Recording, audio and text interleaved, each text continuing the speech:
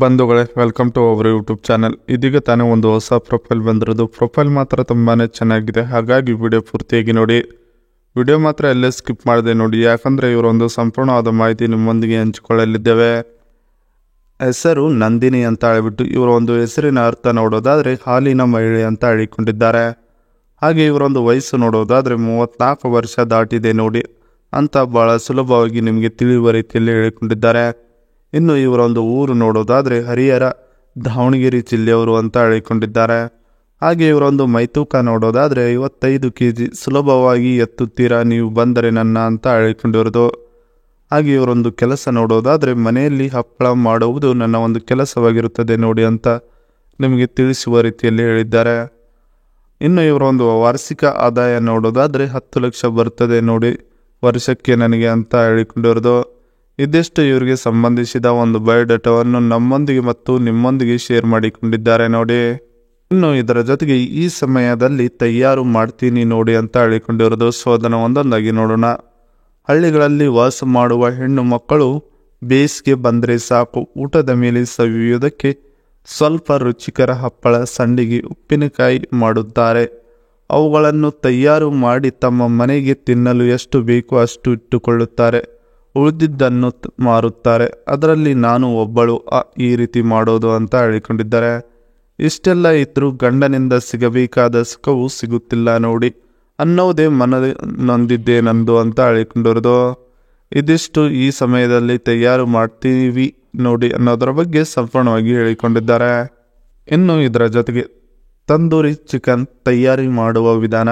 ನೀವು ಇವರ ಸಂಬಂಧ ಬೆಳೆಸಿಕೊಂಡು ಇವರ ಮನೆಗೆ ಹೋದರೆ ತಂದೂರಿ ಚಿಕನ್ ತಯಾರು ಮಾಡಿ ನಿಮಗೆ ಬಡಿಸುವ ವಿಧಾನವನ್ನು ತಿಳಿಸಿದ್ದಾರೆ. ಅದನ್ನು ಒಂದೊಂದಾಗಿ ನೋಡೋಣ. ಅಕ್ಕಿ 1 ಕಿಲೋ ತೆಗೆದುಕೊಳ್ಳಿ. ಸಬ್ಬಕ್ಕಿ 1/4 kg ನೋಡಿ ಅಂತ ಹೇಳಿಕೊಂಡಿರೋದು. ಅಚ್ಚ ಖಾರದ ಪುಡಿ 50 ಗ್ರಾಮ್ ತೆಗೆದುಕೊಳ್ಳಿ. ಇನ್ನು ಕರಿಮೆಣಸು ಪುಡಿ 20 ಗ್ರಾಮ್ ತೆಗೆದುಕೊಳ್ಳಿ. ಇನ್ನು ಜೀರಿಗೆ 25 ಗ್ರಾಮ್ ಸೇರಿಸಿ. ಹಾಗೆ ಹಪ್ಪಳದ ಖಾರ 2 ಪ್ಯಾಕೆಟ್ ಸೇರಿಸಿ. ಉಪ್ಪು ರುಚಿಗೆ ತಕ್ಕಷ್ಟು ಸೇರಿಸಿ. ಇದನ್ನೆಲ್ಲ ಮಿಕ್ಸ್ ಮಾಡಿ ಒಂದು ಕೋಳಿಯನ್ನು ಫ್ರೆಶ್ ಆಗಿ ತೊಳೆದು ತಗೊಂಡು ಬಂದು ಇದರೊಳಗೆ ಹಾಕಿದರೆ ತಂದೂರಿ ಚಿಕನ್ ತಯಾರಿ ಆಗುತ್ತದೆ ನೋಡಿ ಅಂತ ಹೇಳಿಕೊಂಡಿದ್ದಾರೆ. ನೀವು ಎಷ್ಟು ಸಲ ಹೋಗ್ತಿರೋ ಅಷ್ಟು ಸಲ ಈ ತಂದೂರಿ ಚಿಕನ್ ನಿಮಗೆ ಮಾಡಿ ಹಾಕುವುದಕ್ಕೆ ಇವರು ತುಂಬಾ ಉತ್ಸಾಹಕದಿಂದ ಇದ್ದಾರೆ ಅನ್ನೋದನ್ನು ಇವರು ಹೇಳಿಕೊಂಡಿರೋದು. ಇದಿಷ್ಟು ಈ ತಂದೂರಿ ಚಿಕನ್ ಹೇಗೆ ಮಾಡುವುದು ಅನ್ನೋದರ ಬಗ್ಗೆ ಸಂಪೂರ್ಣವಾದ ಮಾಹಿತಿ. ಇನ್ನು ಇದರ ಜೊತೆಗೆ ಹಪ್ಪಳದ ರುಚಿ ನೋಡುವವರು ಬನ್ನಿ ಬೇಗ ಅಂತ ಹೇಳಿಕೊಂಡಿದ್ದಾರೆ. ಪ್ರತಿದಿನ ನಾವು ಮಾಡುವ ಊಟಕ್ಕೆ ಹಪ್ಪಳ ಎಷ್ಟು ಮುಖ್ಯವು ಅನ್ನೋದು ನಿಮಗೆ ಗೊತ್ತೇ ಇರುತ್ತದೆ ನೋಡಿ. ಹಾಗೆ ಜೀವನದಲ್ಲಿ ಕೂಡ ಮದುವೆ ಆದ ಮೇಲೆ ಸುಖ ಅನ್ನುವುದು ಎಷ್ಟು ಮುಖ್ಯವಾಗಿರುತ್ತದೆ. ಆದರೆ ಅದು ನನ್ನ ಜೀವನದಲ್ಲಿ ಈಗ ಇಲ್ಲ ಅನ್ನೋದನ್ನು ಭಾಳ ವ್ಯಕ್ತಿಯಿಂದ ಹೇಳಿಕೊಂಡಿರೋದು. ಮದುವೆ ಆದ ಮೇಲೆ ನನಗೆ ಬೇಕಾದಷ್ಟು ಊಟದ ಸುಖವೂ ಸಿಗಲಿಲ್ಲ.